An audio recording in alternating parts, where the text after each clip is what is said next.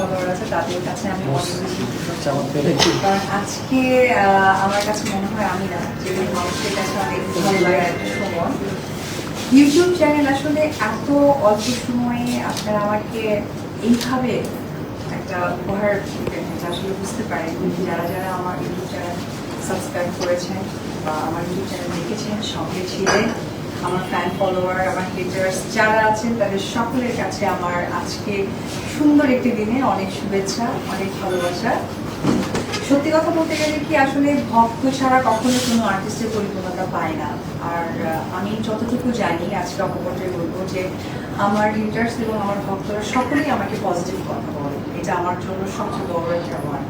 তো আমি খুব অল্প সময়ের মাঝে আপনারা দেখেছেন আমার লাল সেই সিনেমার সময় আমি ইউটিউব থেকে সিলভার প্লে বাটনটা পেয়েছিলাম। বাট আমার এই সিনেমার শুটিং থেকে আজকে যদি বলি তাহলে 1 বছরের একটা ব্যবধান। এই 1 বছরের ব্যবধানে যে আমি গোল্ডেন প্লে বাটন পাবো এটা আসলে আমার কাছে স্বপ্ন।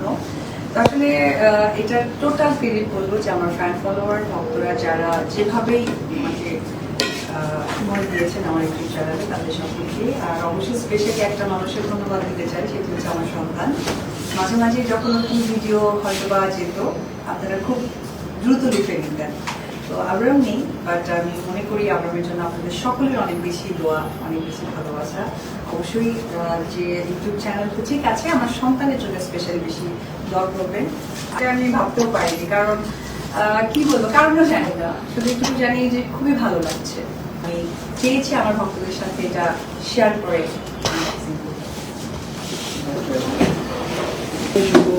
দাদা একটু ডাউন সো মোবাইলটা একটু ডাউন একটা সার্টিফিকেট দিয়েছি আমি রেকর্ড করে পুরোটাই।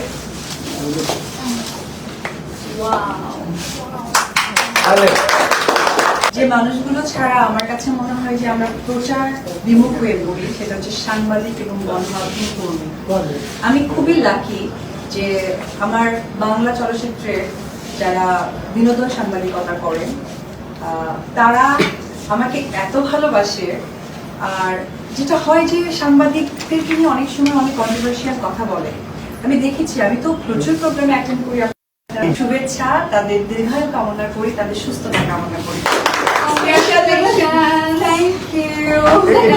সময় দিন